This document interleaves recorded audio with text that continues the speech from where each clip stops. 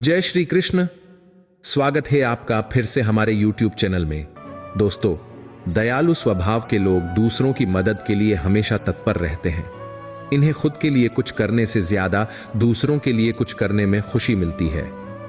यही वजह होती है कि जहां जरूरत पड़ेगी एचने पर ये हर किसी के काम आते हैं, वहीं इनकी एक खास बात यह होती है कि किसी की मदद करने के लिए ये अपनी जरूरतों को दरकिनार करने से भी पीछे नहीं हटते। पर इनके दुख का कारण यह नहीं होता, बल्कि सामने वाले का स्वार्थी रवैया होता है। वास्तव में देखें तो अपनी सीमाओं से बढ़कर और अपनी परेशानियों को किनारे रखकर किसी की मदद करना ही इनके लिए दुख का कारण बन जाता है। ऐसे व्यक्तियों के लिए लोग यह मानकर चलते हैं कि ये हर वक्त उनके साथ ही होंगे और खुद से पहले उनके बारे में सोचेंगे।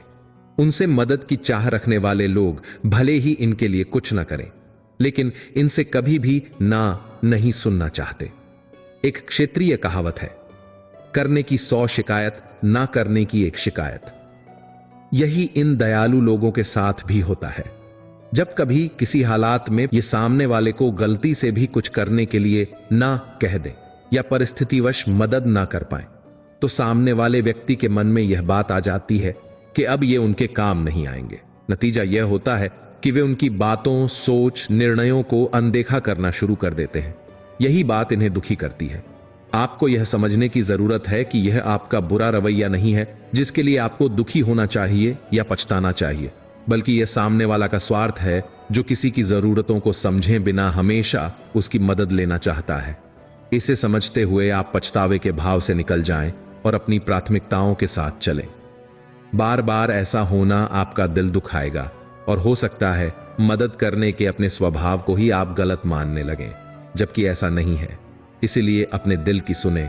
दयालु लोगों में एक और जो बात होती है वह यह कि ये अपने लिए शायद ही कभी जी पाते हैं। इनकी प्राथमिकताओं में कभी परिवार, कभी रिश्तेदार, तो कभी दोस्त आ जाते हैं। कभी ये बच्चों के स्कूल भागते हैं, कभी परिवार के साथ वीकेंड मनाते हैं, तो कभी दोस्तों के खुशी गम में शरीक होते हैं। परिणाम यह होता है इनके पास खुद के लिए ही खाली समय नहीं होता कि अपने शौक पूरे कर सकें, क्योंकि इनका हर कदम दूसरों को खुश करने के लिए होता है। उसे पूरा करते हुए ये अपने सपनों को पूरा करने के लिए काम नहीं कर पाते। आपको अपनी इस सोच में थोड़ा सुधार लाने की आवश्यकता है। आपको यह समझने की जरूरत है कि खुद के लिए सोचना स्वार्थी बनना नहीं होता, और दूसरों के लिए सोचने का मतलब यह नहीं होता कि आप खुद के लिए बिल्कुल ना सोचें। नीच स्वार्थ भाव से किसी की मदद करना और बात होती है, लेकिन नीच स्वार्थ होने का अर्थ खुद की जरूरतों को भूल जाना नहीं होता। आपको याद रखना चाहिए कि भगवान ने हर इंसान को शरीर और मन दिया है। इसकी जरूरतों और खुशियों का ख्याल रखना हर व्यक्तिगत इंसान की जिम्मेदारी होती है। अपनी इस जिम्मेदारी को पूरा करना गलती नहीं हो सकती। हां, स्वार्थी होने और जिम्मेदार होने के बीच का फर्क अवश्य समझ लें। कभी ऐसा नहीं होना चाहिए कि अपना हित साधने के लिए किसी अन्य का बुरा किया जाए, या समर्थ होते हुए भी जरूरत में किसी के काम ना आए तो यह स्वार्थ ही कहलाएगा। तीसरी और एक बहुत जरूरी चीज जो है वह है उम्मीद रखना। आपने किसी की मदद इसलिए नहीं की ताकि वह बदले में आपकी भी मदद करे या आपको सम्मान दे या आपके बारे में सोचे। आपका दिल और दिमाग ऐसा करना सही मानता है, इसलिए आपने वह किया। फिर अगर बाद में आपके उस काम को पहचान या सम्मान नहीं मिला तो आपको दुखी नहीं होना चाहिए। अगर ऐसा है तो यह दिखाता है कि उन कामों के बदले आप भी कोई इच्छा रख रहे हैं, और यही इस जगह आपके दुख का कारण बनता है। आपको यह समझने की जरूरत है कि सक्षम होते हुए किसी के लिए कुछ करना, यहां तक कि अगर आपने अपने विवेक के साथ किसी के लिए कोई त्याग किया, तो वह भी आपने अपना नैतिक कर्तव्य और इंसानी धर्म पूरा किया है।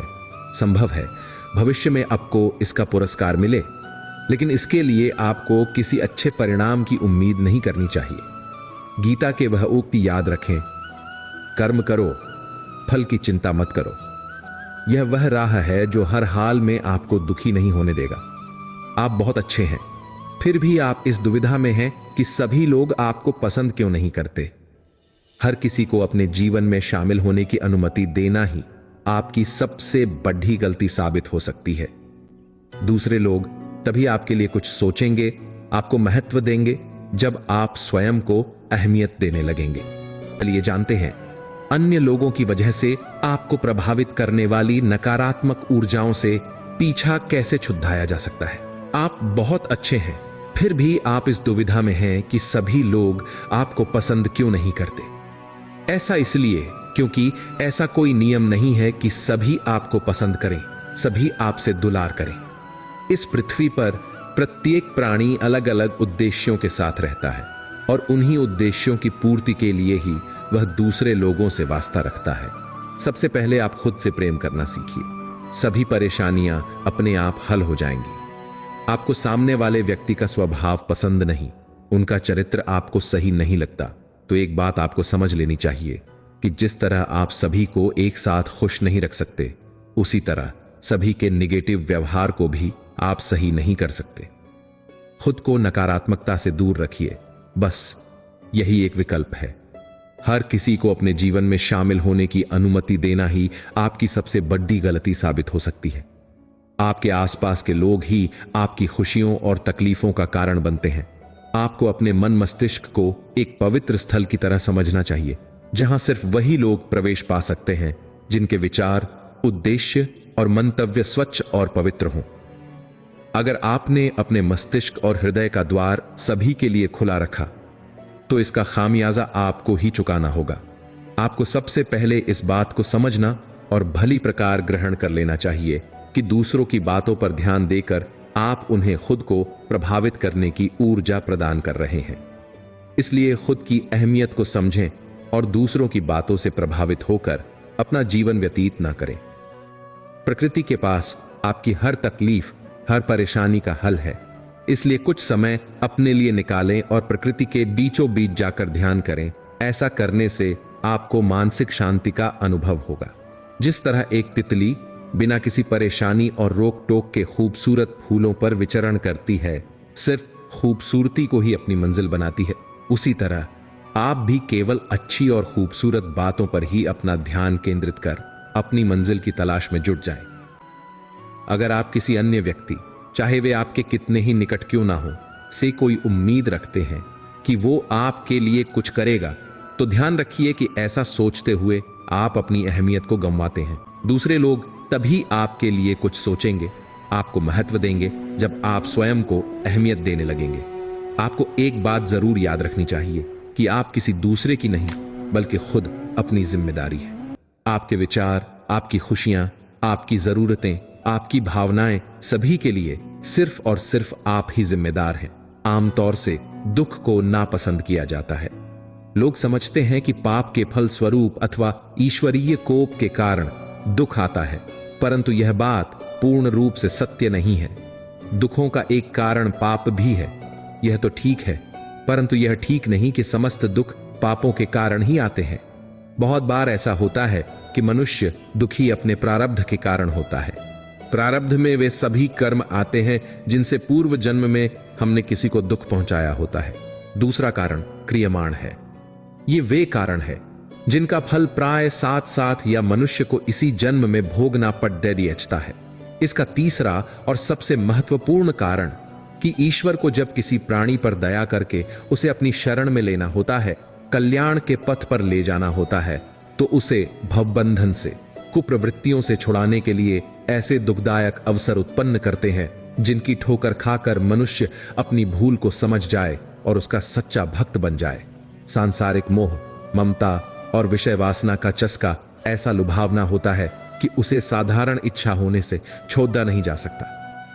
एक हल्का सा विचार आता है कि जीवन जैसी वस्तु का उपयोग किसी श्रेष्ठ काम में करना चाहिए, परंतु दूसरे ही क्षण ऐसी लुभावनी परिस्थितियां सामने आ जाती हैं जिसके कारण वह विचार धूमिल पड़ जाता है। हम इंसानों को प्रकृति ने मेमोरी यानी कि याददाश्त इसलिए दी है ताकि हम इसका उपयोग कर जीवन में धोखे खाने से बच सके, पुरानी गलतियों से सीख सके। पर अफसोस, हम इंसानों की सबसे बड़ी कमजोरी भी यही याददाश्त है, जो हमें उन बेकार के पलों को भी याद रखने के लिए मजबूर कर देती है, जिससे जिंदगी में हमारा कोई फायदा नहीं, बल्कि इनसे हमें सिर्फ दुख ही मिलता है।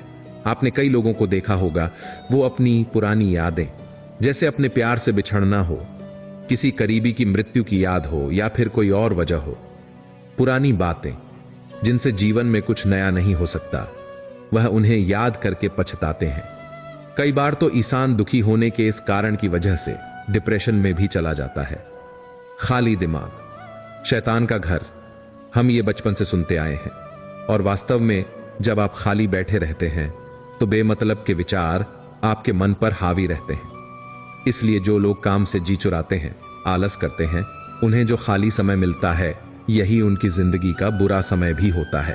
अतः अगर आप किसी सही काम में डूबे हुए नहीं हैं, तो सबसे बड़ा घाटा आपको यही होगा कि मन को बेचैन करने वाले विचार आएंगे, जिससे अंततः आपको दुख ही मिलेगा।